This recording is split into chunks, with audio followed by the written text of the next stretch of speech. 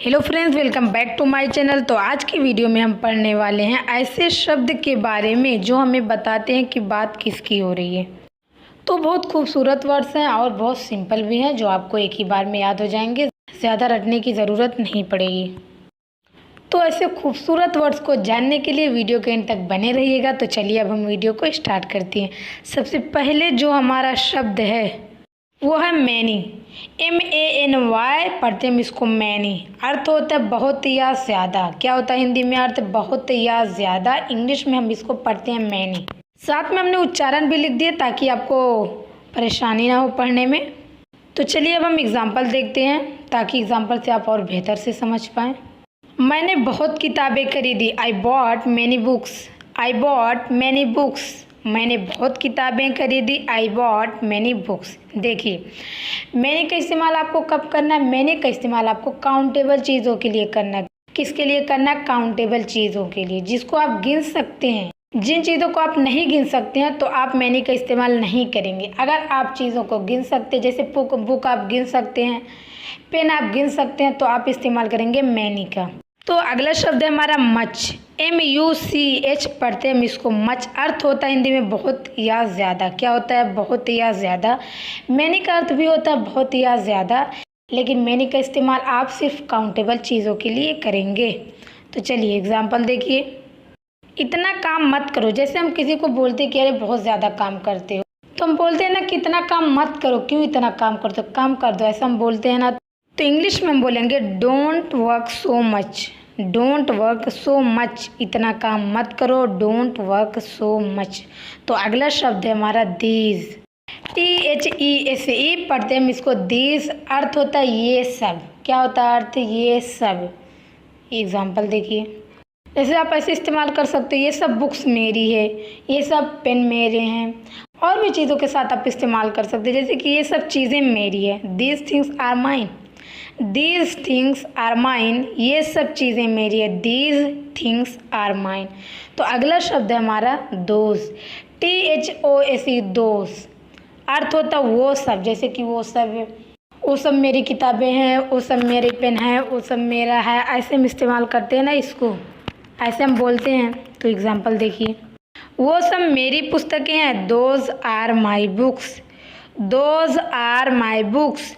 वो सब मेरी पुस्तकें हैं। Those are my books. अगला शब्द हमारा another.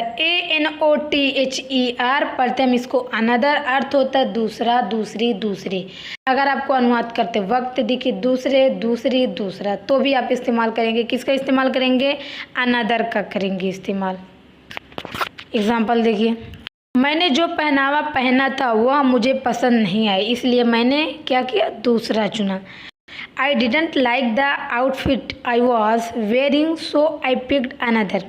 I didn't like the outfit I was wearing. मैंने जो पहना था वो मुझे पसंद नहीं आया, इसलिए मैंने दूसरा चुना। So I picked another. तो बढ़ते हैं आगे। अगला शब्द है हमारा सम। SOME सम। अर्थ होता है कुछ। क्या होता है अर्थ? कुछ। एग्जाम्पल देखिए। मेरे लिए कुछ ठंडा पानी लाओ। Bring me some cold water. Bring me some cold water. मेरे लिए कुछ ठंडा पानी लाओ। Bring me some cold water. तो अगला शब्द हमारा वेरी। वेरी VERY पढ़ते हम इसको वेरी। अर्थ होता है बहुत। क्या होता है अर्थ वेरी का? बहुत। बहुत कॉमन वर्ड्स है ये हम बहुत ज़्यादा इस्तेमाल करते हैं। तो चलिए एग्जाम्पल देखते हैं। वह बहुत ईमानदार है। He is very honest. Honest का अर्थ होता है ईमानदार। He is very honest. वह बहुत ईमानदार है। He is very honest. तो बढ़ते हैं आगे। अगला शब्द है हमारा सेवरल। सेवरल का अर्थ होता है कई, अनेक। अगर आपको कहीं हिंदी वाक्य में दिखे कई, अनेक, तो आप इस्तेमाल करेंगे सेवरल का। तो इस्तेमाल देखिए ताकि आपको और बेहतर से समझ में आए।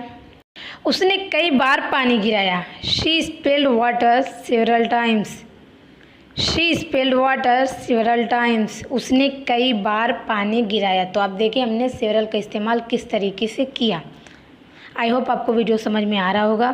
तो चलिए बढ़ते हैं आगे। अगला शब्द है हमारा एनी। ANY पढ़ते हम इसको एनी। अर्थ होता है कोई। क्या होता है अर्थ एनी का? कोई। इस्तेमाल देखिए, क्या आपके पास पढ़ने के लिए कोई किताब है? Do you have any books to read? Do you have any books to read? क्या आपके पास पढ़ने के लिए कोई किताब है? Do you have any books to read? तो बढ़ते हैं आगे। अगला शब्द हमारा अलॉट ऑफ, ALOTOF पढ़ते हम इसको। अलॉट ऑफ अर्थ होता है बहुत सारा। अगर आपको बहुत सारा के लिए इस्तेमाल करना तो क्या करोगे इंग्लिश में वर्ड्स अलॉट ऑफ। एग्जाम्पल देखिए ताकि जो भी आपको कन्फ्यूज़न हो क्लियर हो जाए। पिछले हफ्ते बहुत बारिश हुई थी, मतलब पिछले हफ्ते बहुत सारी बारिश हुई थी। There was a lot of rain last week. There was a lot of rain last week. पिछले हफ्ते बहुत सारी बारिश हुई थी। आप ऐसे बोल सकते हैं, आप बोल सकते हैं पिछले हफ्ते बहुत बारिश हुई थी। तो अगला शब्द हमारा इनफ, ENOUGH पढ़ते हैं इसको। इनफ अर्थ होता है काफ़ी या पर्याप्त के लिए आप इंग्लिश में इनफ का इस्तेमाल करते हैं अगर हमें हिंदी वाक्य में काफ़ी या पर्याप्त दिखता है। तो चलिए अब हम इस्तेमाल देखते हैं। हमारे पास पर्याप्त समय है, we have enough time. We have enough time, हमारे पास पर्याप्त समय है।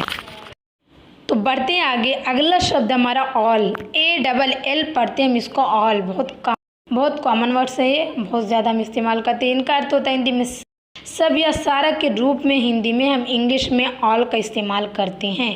एग्जाम्पल देखिए, मेरे पास सारे पुस्तक हैं। I have all the books. I have all the books, मेरे पास सारे पुस्तक हैं। I have all the books.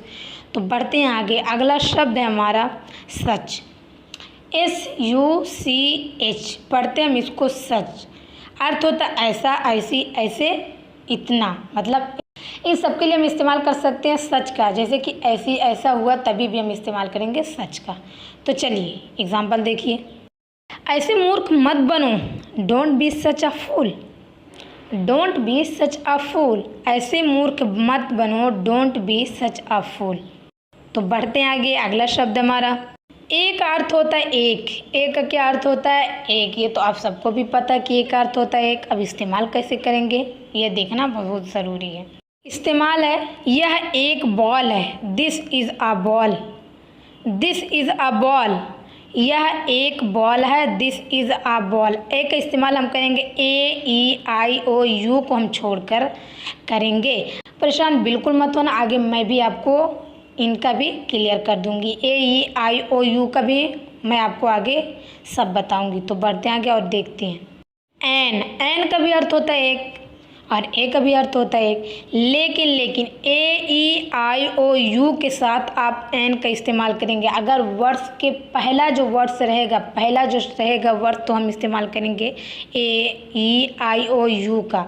देखिए, वह एक अभिनेता है। He is an actor. अभी एक क्या हुआ, पहला वर्ड से ACTOR, पहला ए है बाद में सी आया, तो हम इस तरीके से इस्तेमाल करेंगे। वह एक अभिनेता है, ही इज़ एन एक्टर। वह एक इंजीनियर है, ही इज़ एन इंजीनियर। तो हम इस तरह से एन का इस्तेमाल करेंगे। कंफ्यूज बिल्कुल मत होना। नेक्स्ट, NEXT, इसको हम पढ़ते हैं नेक्स्ट। अर्थ होता है अगला। क्या होता है अर्थ? अगला। बहुत सिंपल सा है ना नेक्स्ट, क्योंकि काफ़ी इस्तेमाल होता है और हम इस्तेमाल भी अक्सर बहुत ज़्यादा करते हैं। तो चलिए एग्जांपल देखते हैं। यह मेरी अगली यात्रा है। This is my next trip. This is my next trip, यह मेरी अगली यात्रा है। This is my next trip. तो बढ़ते हैं आगे। अगला शब्द हमारा लास्ट, LAST, लास्ट। लास्ट का अर्थ होता है पिछला। बहुत इजी वर्ड्स है आज की वीडियो में। अर्थ होता है लास्ट का पिछला। तो चलिए इस्तेमाल देखते हैं। पिछली रात गर्मी थी। It was hot last night. It was hot last night, पिछली रात गर्मी थी। बढ़ते हैं आगे। अगला शब्द हमारा दा, जिसको हम पढ़ते दा दी, सब पढ़ते हैं हम। THE, इसको हम पढ़ते दा दी भी पढ़ते। देखिए, विशेष संज्ञाओं चीज़ों को सूचित करने के लिए यह क्या होता है, उपयोग किया जाता है। इंग्लिश में हम बोलते हैं special noun are used to denote things. Special nouns are used to denote things. तो विशेष संज्ञाओं चीज़ों के लिए सूचित करने के लिए उपयोग किया जाता है। चलिए एग्जाम्पल देख लेते हैं। टीवी चालू है। The TV is on. The TV is on, TV चालू है, द टीवी इज़ ऑन। तो ये थी आज की वीडियो कैसी लगी। आई होप आपको वीडियो पसंद आई हो, और जो भी डाउट हो आप कमेंट करके पूछ सकते हैं। अगर आपको और भी किसी टॉपिक पर वीडियो चाहिए तो आप कमेंट करके बताइए, मैं डेफिनेटली आपके लिए ज़रूर बनाऊँगी। तो आज की वीडियो में एंड करते हैं, मिलते हैं अगली वीडियो में। आज के लिए बस इतना ही।